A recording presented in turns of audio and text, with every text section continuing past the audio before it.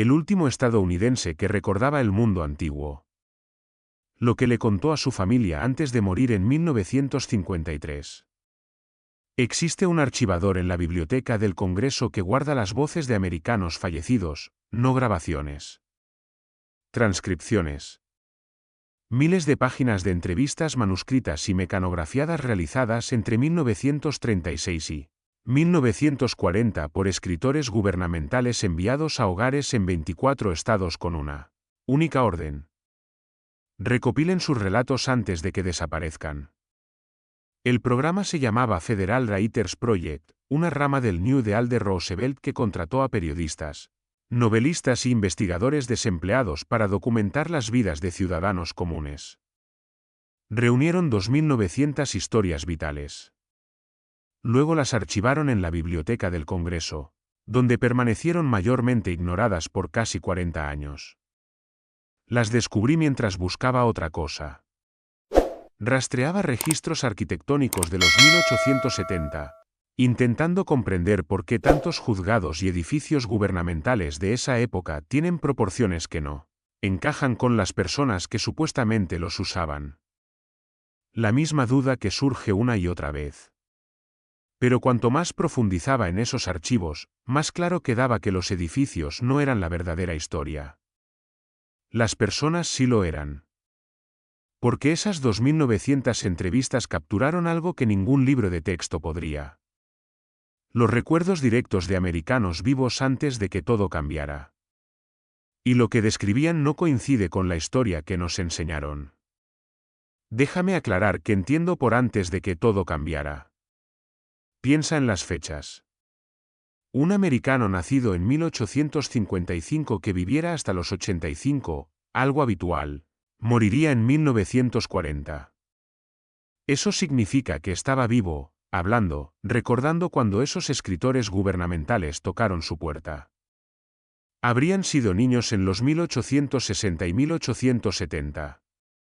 Habrían presenciado la transición más radical en la historia de Estados Unidos.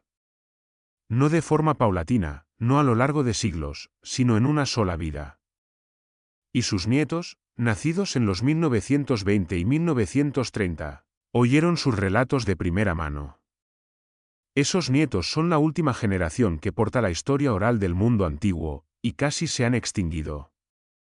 Mary Kelly nació en 1851 en Southfield, Michigan. Vivió hasta los 113 años y murió en 1964. Estaba viva antes de la guerra civil y sobrevivió lo suficiente para ver la televisión en cada hogar americano. Maggie Barnes nació de una mujer antes esclava a inicios de los 1880 y vivió hasta unos 115 años, falleciendo en 1998 en Carolina del Norte. No eran casos excepcionales. El grupo de investigación de gerontología ha verificado 16 supercentenarios nacidos solo en los 1850. Decenas más superaron los 100. Cientos llegaron a los 90. Una generación entera de testigos cuyos recuerdos abarcaban dos mundos totalmente distintos. El gobierno tuvo la oportunidad de registrar a todos. Registró 2.900. Luego paró. El proyecto se desfinanció en 1939 tras audiencias en el Congreso, pasó al control estatal y se clausuró efectivamente. Las entrevistas se empaquetaron, sin publicarse en forma accesible hasta los 1970. 30 años de silencio sobre el último testimonio directo de americanos que recordaban lo que vino antes. ¿Antes de qué exactamente? Ahí es donde el 8 de octubre de 1871 se vuelve imposible de pasar por alto. Todo americano aprende sobre el gran incendio de Chicago. La vaca de la señora O'Leary, la ciudad de madera, la reconstrucción. Lo que casi nadie aprende es lo que ocurrió la misma noche, a la misma hora, en 3 estados al mismo tiempo. En Pestigo, Wisconsin, una tormenta de fuego devoró todo el pueblo en cerca de una hora. Entre 2.000 y 2.500 personas murieron. El incendio forestal más letal en la historia registrada de Estados Unidos quemó 1.2 millones de acres. Sobrevivientes describen vientos capaces de levantar adultos, llamas más rápidas que un corredor, y un calor tan feroz que gente en campo abierto estallaba en llamas sin tocar fuego visible. El reverendo Peter Pernin, sacerdote parroquial que sobrevivió sumergiéndose en el río Pestigo, publicó su relato ocular en 1874. Describió un fenómeno que no cuadra con un incendio forestal normal. El oxígeno disponible se consumió tan rápido que personas sin quemaduras aparecían muertas, como si el aire mismo se hubiera convertido en arma. El fuego generó su propio sistema climático, un vórtice de viento supercalentado que actuaba menos como incendio boscoso y más como una detonación desde un punto central hacia afuera. Esa misma noche, Holland, Michigan ardió. Manistee, Michigan ardió. Por Durón, Michigan estuvo amenazada. En 225 millones de acres del medio oeste superior, incendios estallaron simultáneamente. El Servicio Nacional de Meteorología confirma que estos fuegos surgieron en 3 estados al mismo tiempo esa noche. La explicación oficial es sequía, restos de madera y un frente frío con vientos fuertes. Razonable salvo por un detalle que inquieta a investigadores desde 1883. La simultaneidad. En 1883 surgió una hipótesis de que fragmentos del cometa Biela impactaron la atmósfera e incendiaron todo desde arriba. Esta idea se revisó en un documental de 1997 e investigó en 2004 por el Instituto Americano de Aeronáutica y Astronáutica. Testigos en Chicago reportaron llamas azules en sótanos, color acorde con combustión química inusual, no de madera. La teoría nunca se probó. Tampoco se refutó. Pero lo clave para esta pesquisa es esto. Los ancianos entrevistados por los escritores WPA en los 1930 eran niños en 1871. Un septuagenario en 1938 tendría 3 años esa noche. Un octogenario, 13, lo bastante mayor para ver el cielo enrojecer. Suficiente para que sus padres les contaran exactamente qué pasó. La Biblioteca del Congreso describe esas 2.900 entrevistas como cuentos de supervivencia al incendio de Chicago de 1871 y viajes pioneros. Pero eso solo roza la superficie. ¿Qué más recordaban esos americanos? ¿Qué contaron a los escritores gubernamentales sobre la noche en que todo ardió? ¿Y por qué clausuraron el proyecto antes de que emergiera el panorama completo? La quema no fue la única Erasure. En 1890, Estados Unidos realizó el censo más exhaustivo de su historia. Por primera vez, cada familia recibió un formulario completo. Registró estatus migratorio, detalles de naturalización, dominio del inglés, propiedad de hogar y servicio en la guerra civil. 62.9 millones de americanos documentados con detalles sin precedentes. Fue también el primer censo donde el gobierno rompió un siglo de protocolo y no exigió copias en oficinas locales. Todos los censos previos de 1790 a 1880 tenían respaldos locales en juzgados de condado y archivos estatales. El de 1890 existía en un solo lugar, el sótano del edificio del Departamento de Comercio en Washington, D.C. El 10 de enero de 1921, un incendio estalló ahí. Alrededor del 25% de registros se destruyeron de inmediato. Otro 50% sufrió daños graves por agua y humo. La investigación nunca halló causa definitiva. Teorías van de cigarrillo descartado a cableado defectuoso o combustión espontánea de aserrín en el taller. Lo que siguió es más inquietante que el fuego. Los registros supervivientes, quizás la mitad usable, se mudaron a un almacén. Por 12 años, nada. Sin restauración, sin copias ni preservación. Luego en diciembre de 1932, el jefe de clerks de la oficina de censo envió al bibliotecario del Congreso una lista de documentos para destrucción. El censo de 1890 estaba en ella. Se le pidió identificar registros valiosos para historia. No identificó ninguno. El Congreso autorizó la destrucción el 21 de febrero de 1933. Al día siguiente, 22 de febrero, el presidente Hoover colocó la piedra angular del edificio de Archivos Nacionales, la instalación ignífuga creada precisamente para evitar pérdidas así. Destruyeron los registros un día antes de iniciar la construcción del edificio que los habría salvado.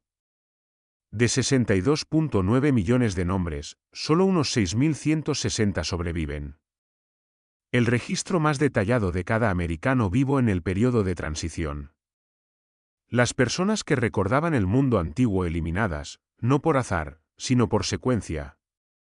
Fuego, negligencia, proceso burocrático, destrucción autorizada.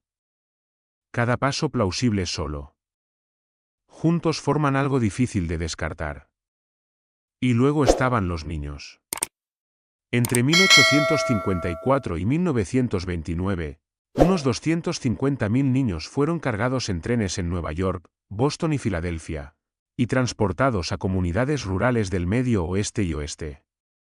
El movimiento de trenes huérfanos, organizado principalmente por la Sociedad de Ayuda Infantil, fundada en 1853 por Charles Loring Brass y después por el Hospital Fundador de Nueva York.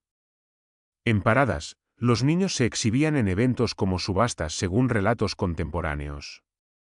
Familias agrícolas los inspeccionaban, evaluaban tamaño y salud aparente, y elegían. Muchos fueron tomados para trabajar campos. Menos de la mitad eran huérfanos reales.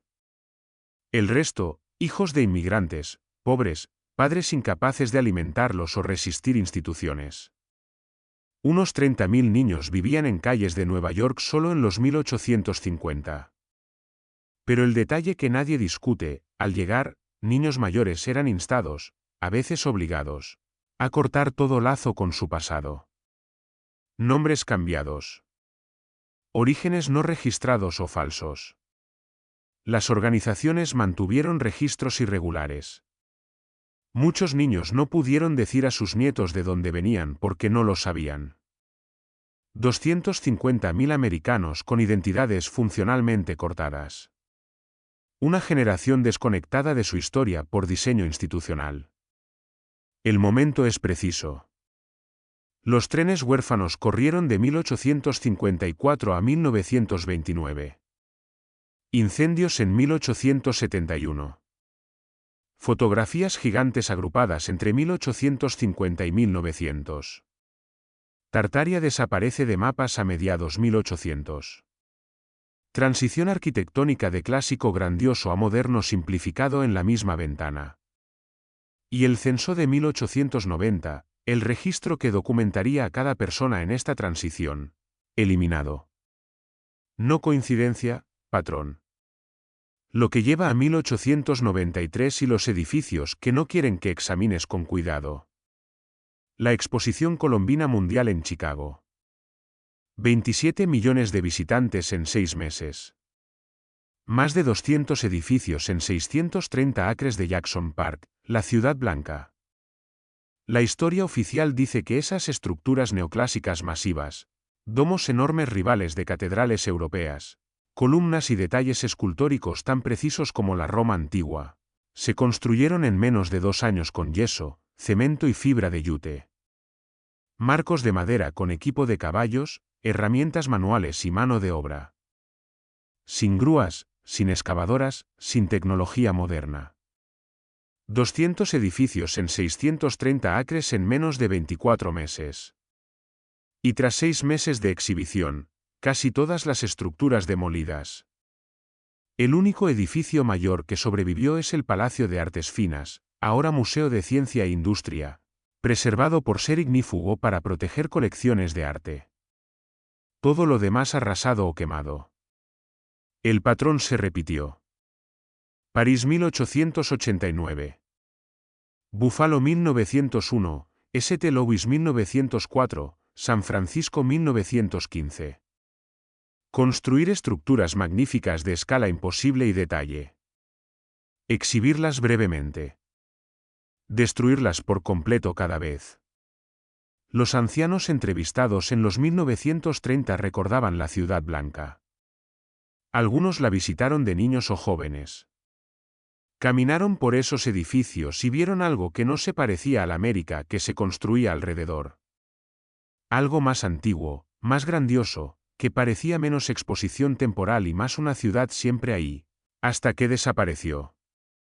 Lo que siempre vuelve a mí. Hubo una mujer, tenía que haberla, en cada condado de América a inicios de los 1950. Nacida a fines de 1850, viviendo más de 90, sentada en casa rodeada de nietos que crecieron oyendo sus relatos. Historias de edificios ya antiguos en su juventud, pero que los libros decían construidos años antes. Historias de la noche que el cielo enrojeció en 3 estados. Historias de trenes repletos de niños yendo al oeste sin nombres, familias ni pasados. Historias de un mundo que funcionaba distinto a lo que veían sus nietos. Mundo de proporciones distintas, arquitectura distinta, conocimiento distinto. Y cuando intentaba contarlo, cuando describía lo recordado, ellos asentían cortés y cambiaban tema porque sus memorias no cuadraban con los libros. Y en la América de 1950, los libros siempre ganaban. La WPA capturó algunas voces, 2.900 documentos de 24 estados. ¿Y los otros 24 estados? ¿Y los miles de ancianos nunca entrevistados? ¿Y los relatos en mesas de cocina? Porches y lechos de muerte en 1940 y 1950 que ningún escritor registró? Esos relatos pasados a nietos ahora en sus 80 y 90. La última cadena humana uniendo a recuerdos directos de lo que existió antes de la transición. La línea temporal no es sutil. 1850 a 1870, arquitectura del mundo antiguo por doquier. Puertas sobredimensionadas, construcciones imposibles, edificios escalados para otros.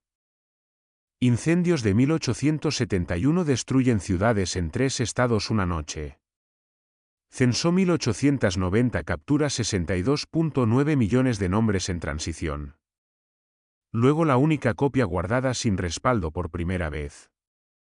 1890, fotos de gigantes dejan de aparecer.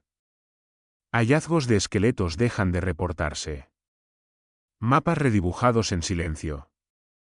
1893, Ciudad Blanca construida, exhibida, demolida. Trenes huérfanos terminan reubicando 250.000 niños con identidades cortadas. Incendio 1921 daña censo. Orden 1933 destruye lo restante. Proyecto WPA 1936 apura entrevistas a últimos testigos. Desfinanciado 3 años después. Para 1950, últimos americanos que vieron el mundo antiguo con ojos propios se van, y nietos eligen silencio porque la alternativa es abrumadora.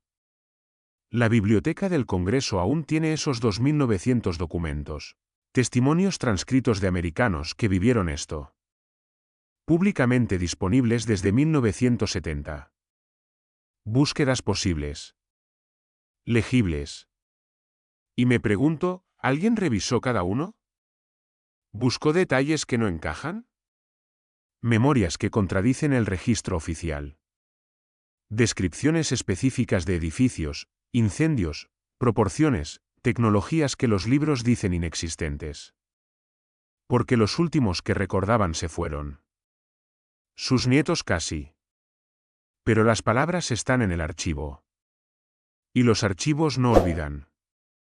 Ni cuando todos acuerdan hacerlo. Los edificios recuerdan aunque no lo hagamos. Los documentos preservan lo que enciclopedias borraron. Y en algún lugar de esas 2.900 transcripciones, en la caligrafía cuidadosa de trabajadores de la depresión registrando memorias de americanos nacidos antes de la transición, la verdad espera en un archivador, como ha esperado casi un siglo, por alguien dispuesto a leer lo que los últimos testigos realmente dijeron en vez de lo que nos contaron que debieron recordar.